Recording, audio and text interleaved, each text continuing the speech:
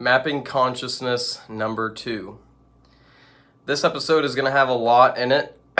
I'm actually going to include 2 trips in this episode, as I did not get around to making a video about the shorter trip, smaller trip. I'm just going to include it in here. I took LSD in both of these trips. The first trip I took 3 tabs of LSD, and the second trip I took 10 tabs of LSD, which is a pretty high dose. If you know LSD dosages, that's quite a bit. So anyway, let's start with the first trip. The first trip I took 3 tabs, spaced them out about 30 minutes apart on each one, which I found spacing is not what I like to do because you get less of an effect.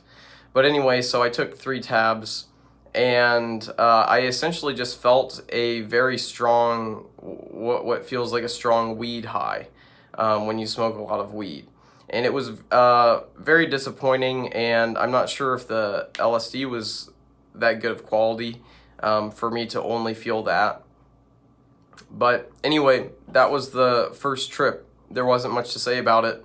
It was like a very strong weed high, and I wished that it was a lot more. So now let's get into the second trip. So on the second trip, I took 5 tabs because the most that I had previously taken was 6, but that was split up into 3 tabs initially, and then in a few hours I took 3 more tabs. And like I was saying, when you space out tabs due to the tolerance that you gain quickly on LSD, you have less of an effect as it compared to just taking all of them at once. So this time I figured taking 5 at once would be stronger than the 3 and 3 method that I tried before. And I wanted this to be the strongest trip that I had on LSD, so I chose to do 5 tabs. I took them, and then 2 to 2.5 hours later, I was feeling no effects whatsoever. So I thought that the LSD that I got was bad or something went wrong, and I figured that I wasn't going to trip at all. And a couple friends asked me if I wanted to go to the bar, and I was kind of depressed because I was really looking forward to the trip, and it looked like it was not going to happen. So I agreed to go to the bar, and before I left, I took the other 5 tabs that I had, which I realize now probably wasn't the best decision because the LSD was in my system. I just, for some reason, it was taking much longer to take effect in me than for anyone else I'd ever heard of who has taken it. So I took 5 more tabs and ended up going to the bar, and I figured that I wasn't going to trip at all. And basically, as soon as I got to the bar, I started tripping very hard. And it's hard to describe what it happens in a trip because a lot of it goes beyond words. But essentially what happened at first was I just became intensely conscious. I was in a higher consciousness state, and it was like I was looking at everything with fresh eyes. Also, it was kind of like you forget that you're even a human being having this experience. You're just there in just pure awareness, experiencing everything in front of you. Eating a cheeseburger, and I was just staring at it for like 50 seconds, just looking at the cheeseburger, looking at how amazing it is when you're in a high consciousness state. Anything can be amazing. And also, anything can be acceptable to you, really. The higher consciousness you are, the more accepting you are to different experiences that are happening, and it just kind of feeds in on itself. So anyway, I was in this higher consciousness state, and eventually I started realizing, this is a very bad place to be tripping, in a dingy bar, in my small hometown. I really wanted to be tripping at home. That's why I took the initial dose at home. I was going to stay home all night, just me in my room, probably no music or anything. But obviously things didn't happen that way. I thought that I wasn't going to trip, so that's why I chose to go to the bar. I would recommend, if you ever dose and you think that you're not going to experience any effects, give it like 2 times longer, for how long the effects should come on. Give yourself like twice that before you go decide to do anything else. But anyway, so I was at the bar and, having random bar conversations with people sitting next to me, and I'm just telling them I'm on 10 tabs of LSD and I'm just fucking in another zone. And it was refreshing. After a few hours, my friends were ready to leave and they took me home. And I went home, and this is where the trip starts to get really intense. So I was still like holding some of my ego, because I was trying to maintain normal social norms and everything while I was in a bar surrounded by people. As soon as I got home, all of that fell to the wayside, and I experienced what I call God consciousness. Now, I need to give you a definition of God consciousness. When you're in God consciousness, you know that you are the creator. You know that you've always been the creator. You know that the idea that you are not the one infinite creator of all of existence has been an illusion that has been consistent throughout your whole life. But you awaken to this for possibly the first time, or I've had 3 God consciousness experiences at this point in time, and that's why I attribute a lot of value to them and a lot of credibility to them, is because this is a reproducible experience.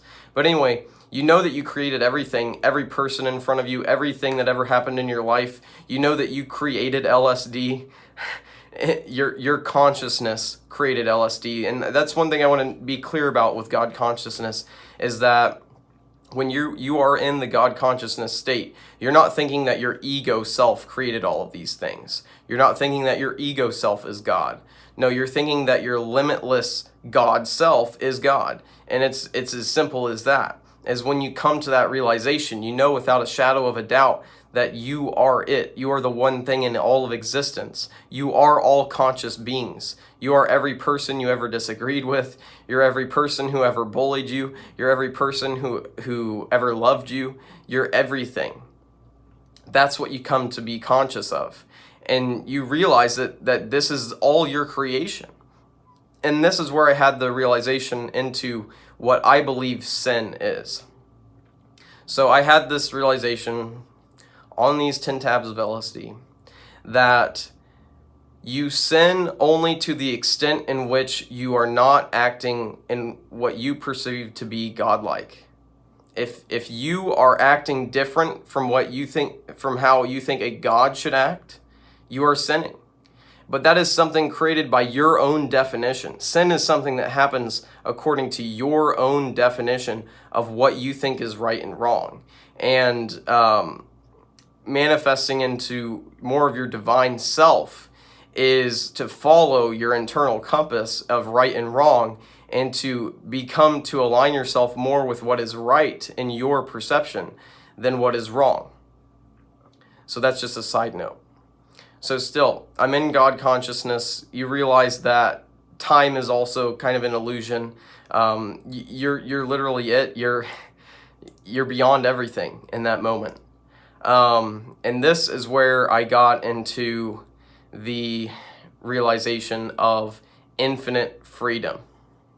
Now, this is a really radical thing. Infinite freedom.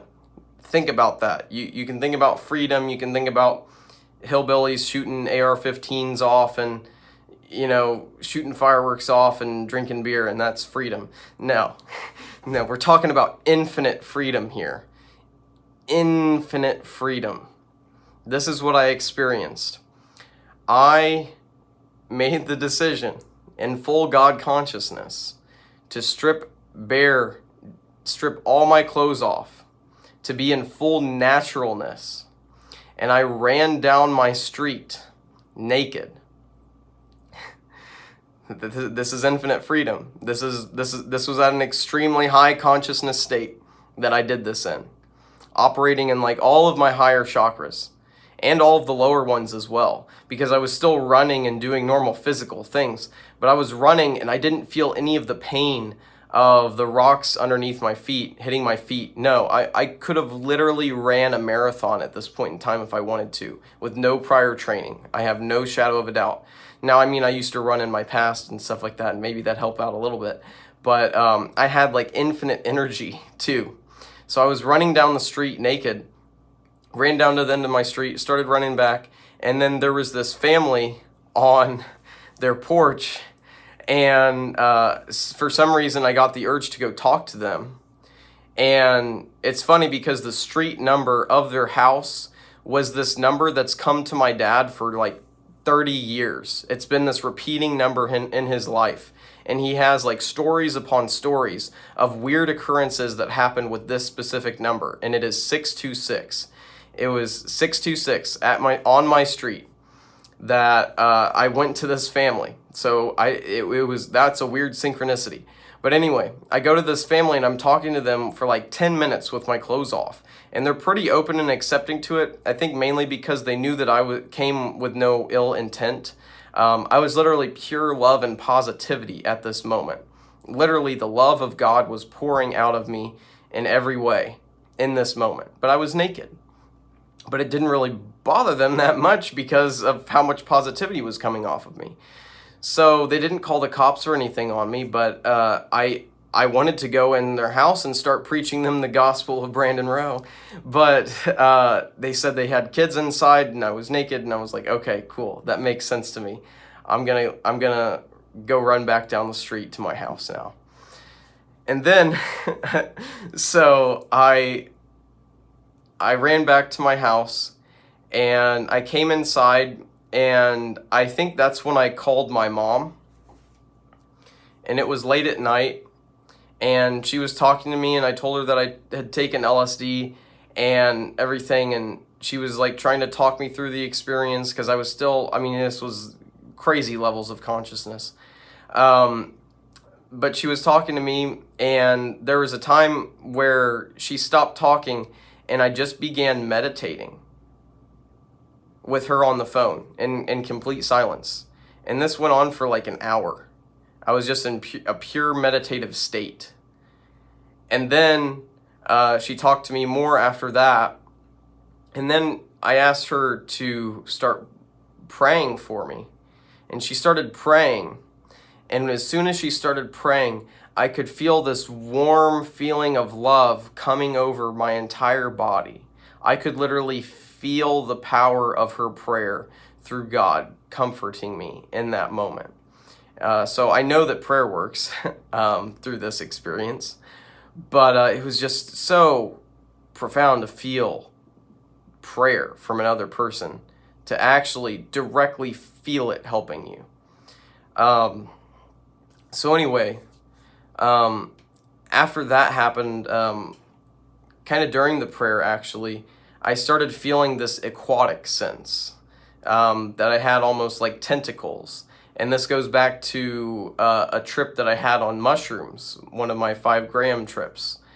I was possessed then, like willingly, I guess possessed, or not willingly, but I gave consent, I guess. I enjoyed the experience. I was like connected to what I could only describe then as a cephalopod goddess. So like a squid or an octopus goddess. And now after having this experience, like this was like probably the 3rd time that I've had this experience, it's been a recurring thing in my trips. So I believe that either in my past life I was a cephalopod or whatever. I actually had a tarot reading done on me that said one of my past lives was in Atlantis. I don't know how much credit to give to that, but I have had a huge interest in Thoth, who was a man from Atlantis who became a god. You can search the Emerald Tablets of Thoth if you want some of the deepest spiritual text you'll ever find in your life. But anyway, so I've had thoughts that this might be from a past life, or what this could be is that I connected with this entity while I was tripping, while my psychic guard was down. and we essentially merged, and now this is always a part of me. And this was like a godlike entity, because when I came down from that initial mushroom trip, I remember looking around, and I was going to eat a sandwich, and I thought, it's so strange to have to do this in the physical world again. But anyway, so these are things on past trips. So on this one, then I went to sleep for a few hours, and I woke up, and I talked to one of my friends, and she wanted to go get coffee. I had already been driving around and stuff, but she wanted to go get coffee and some food. So I picked her up, and a couple weird things happened with technology on the way there. And I believe that this happened due to the LSD. But my GPS, which has never glitched on me before, and I have a very new top-of-the-line phone, it glitched on me like 10 times in a row. And then when she was like, oh, just try it again, just try it again, just try it again, and I kept trying it, and it kept glitching. Then she put it on her navigation, and then hers glitched like 2 more times. And while all this was happening, I had one of my AirPods in, and the volume of the AirPod was going up and down, up and down, up and down, just at the strangest times. And I began thinking that maybe I could control some of this with my mind. So I tried, and it's like I would be able to control these weird things happening with technology, and then the next moment I wouldn't be able to control it. And it was just really strange. And it brought up the idea of cities, SIDDHIS, cities. These are essentially spiritual, kind of magical powers over the physical world that you get when you come to a certain level of consciousness. And I think that the LSD put me in that level, to where like my own consciousness was interacting with technology in unforeseeable ways. So anyway, we went and did that. We got food, whatever. I was still in a high consciousness state, even though I had slept, and I hung out with different people throughout the day, and it was all a great experience. And at the end of the day, one of my friends asked if I needed to go to the hospital. And I was in such a blissed out, accepting state that I thought to myself, what's wrong with the hospital? Why not go to the hospital? So that was the mistake in this trip. More of a mistake than taking 10 tabs at once. More of a mistake than running outside naked. The real mistake with this trip, although I should have had a trip sitter this whole time, and I will if I ever take LSD especially again, because I've realized I lose a lot of control when I take LSD. But yeah, so I said I'd go to the hospital, and then I was admitted in the psych ward for over 10 days because of a manic episode. And my symptoms were actually made worse when I got to the hospital and was confined. And that's why it took me so long to get out, is because my symptoms increased like every day, even though they were giving me more medication, because I was basically just finding meaning in the whole experience, and it was giving me energy, and I was overpowering the medications. So they were actually talking about admitting me for over 90 days due to this. And that would have been horrible, would have been life-crushing in a sense. I would have came back from it just fine, but it would have been horrible. So anyway, the rest of the trip was all in the hospital, and I don't really care to talk too much more about that. The main insights from this were, another realization of God consciousness and infinite freedom to experience that. I mean, if you could put this experience of infinite freedom into a pill form and started selling it, you would become a trillionaire in like a year. That's how powerful this experience is of infinite freedom. I don't know of hardly any people. I mean, the only people who I would think would have ever had an experience such as this would be experienced psychonauts who have done very high dose trips. But even then, they might not have had this specific insight of infinite freedom. Maybe some spiritual folks who are really developed, enlightened people have experienced infinite freedom, but I don't know if they've experienced it to the extent I did, because I literally did not care. I did not worry at all for my physical body, for my ego self at all. That's why I was able to go out and break the law and go outside naked. Now, was I harming any entity, any person in that way? No. I was just running outside, full of love, full of freedom, feeling the power of God acting through me. It was real intense stuff. So, anyway, infinite freedom is real. God consciousness is real. Don't trip before you go to the bar. Always have a trip sitter, especially if you're on something that acts on dopamine, like LSD acts on dopamine and serotonin.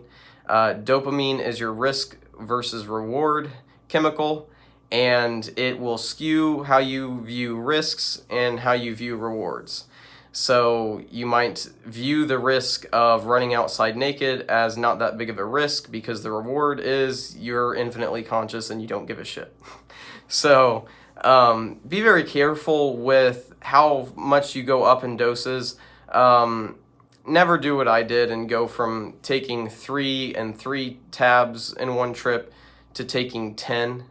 If I would have taken 5, I probably never would have went to the hospital. I might not have experienced God consciousness and infinite freedom, though. So I'm not here regretting the trip, even though I had a hospitalization that I'm going to have to pay hospital bills for, that reduced my reliability at work, and maybe in the future might jeopardize my job. All of that really can happen, and I still would say this trip was worth it. So I think that's it for this video. I actually covered a lot in 21 minutes, a lot more than I thought I would. So I hope you got a lot out of this video, and I will be making more mapping consciousness episodes in the future. Thanks for watching.